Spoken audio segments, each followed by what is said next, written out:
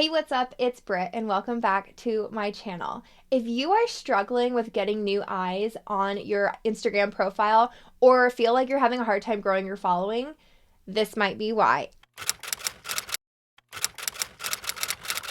In this video, I'm going to be sharing how to update your bio and make it a magnet for conversions to not only get new eyes in, but convert them to followers in some of your hardcore fans. This is one of the most vital steps that I see skipped when it comes to entrepreneurs and small businesses marketing their business on social media. And that is making a bio that stands out and tells the story of them, creating new eyes and drawing them in and converting them into followers. So I'm going to help you break down how to upgrade and give your bio a little bit of a zhuzh and really create it so that it converts to finding your people and helping create a really strong Instagram strategy for this year. When people come on to Instagram, whether they are referred through the suggested content, they find you through a hashtag, or you are tagged in somebody's stories or on some other form of content and they come searching for you, the first thing they're going to see is your profile picture. This means that it is so vital to make a clear picture and make it represent you and who your business and brand are. Some of my top tips for this is to, if you are the face of the brand, make sure that you create a picture that is of your face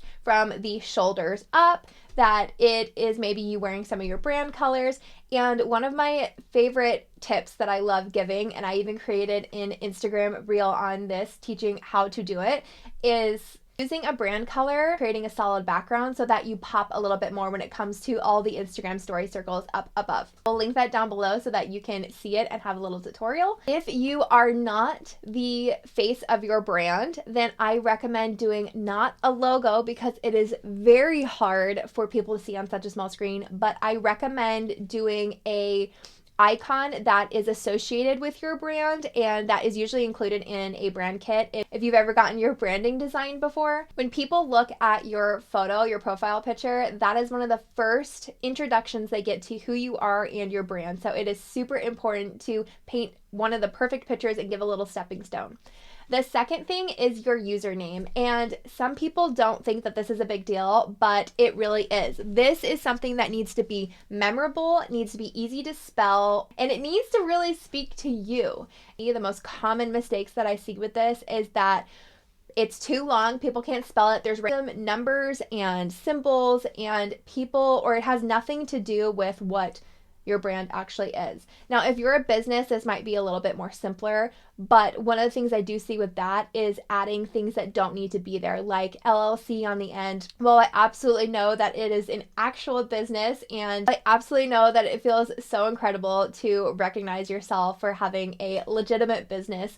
People are not searching for LLC, and you want to be as clear and concise with your branding as possible when it comes to people searching for you. So I recommend doing either something that is aligned with your brand, whether it's something you are known for, or doing the business name itself. If you don't have a business name and it's just you, whether you're an influencer, a solopreneur, or you are the face of the brand, I recommend doing your name. And if your name is taken, there are a few tips that you can do. And this is adding a V at the end, like I do with my username, V Britt Jensen. You can do it's, you can do the real or the only. You can do something that you are known for. Whether it's like consistency and you are known to be the consistency queen, something like that, because you'll put your name down below as well, and that will be searchable. But one of the other things that I can recommend, but I try not to do, is adding an underscore or a period. And I try to do this as a last resort when I do Instagram audits and whatnot, because it can get really hard to keep track of it for people to put in. It can get missed when creating other content. And it also has been a huge thing for hackers lately to replicate your brand. So trying to eliminate some of those things in the beginning, I find it really important. The third thing is writing your bio. So obviously you have your name, and Instagram created an update about a year or so ago where you can create a little bit longer of a name. So if you are the name behind your brand, or you are the head person and you are the face of the brand, put your name obviously, and then you can put kind of what genre you're in. So you'll see in mine, it says Brit, motherhood, and business. And when people go and search that, and I strategically went and searched this before I updated it, it's because there are very limited spaces that have that name that pops up when you search it. So if you are in organization, you can absolutely put your name and organizing and so. If you are a fitness influencer or a fitness coach, you can absolutely put something, of that, whatever title it is. If you're a business coach, you can do that as well.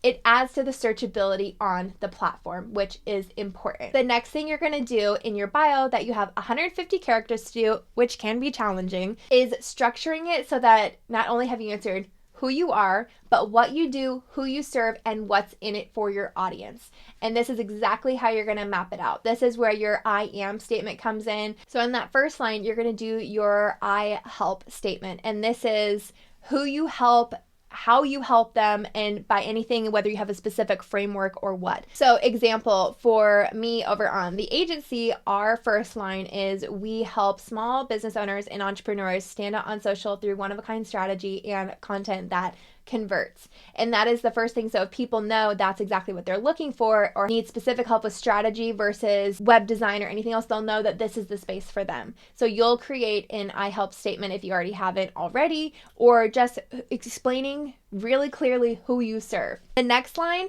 you can add something of a bragging point. In my personal one, I have my connection, since this is kind of my connection profile on Instagram, and I have my podcast linked and the agency and my digital product shop. You can also do something that you are very proud of. This is something like featured in Forbes or featured in a local magazine that you have that you can link in there. You can also do something of a big achievement that you've made or something specific that you use that's maybe in your framework for courses or classes of helping entrepreneurs scale to 10K month or 250 plus clients served. Anything that makes you stand out and you can get a little brag worthy about. Now this next step is going to be probably where you get the most conversions, and this is what I recommend entirely compared to Connect Here or Let's Work Together, because I will have some future videos on a strategy that I have currently been working on and creating a framework around for some clients over in the agency that has taken off. But this is where you're going to get your most conversions most likely, and that is what's in it for them.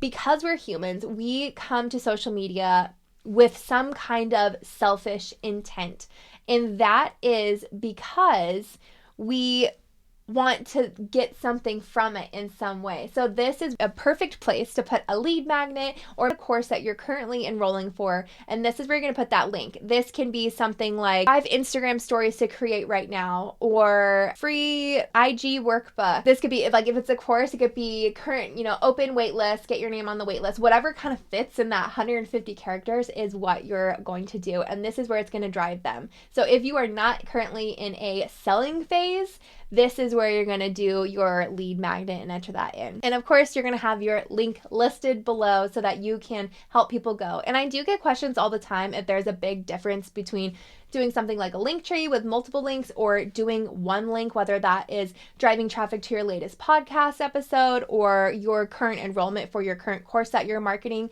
And I honestly think it just depends on where you're wanting to drive that traffic and how fast and what your current marketing goals are. So I feel like it can work both ways. It's entirely up to you. I hope those tips helped you create and upgrade your Instagram bio a little bit. Once you make these tweaks, I promise you it makes a huge difference in creating new eyes coming in, because Instagram is a searchable platform, but it also helps people convert and get a feel for who you are, what you do, and where their place is in your world.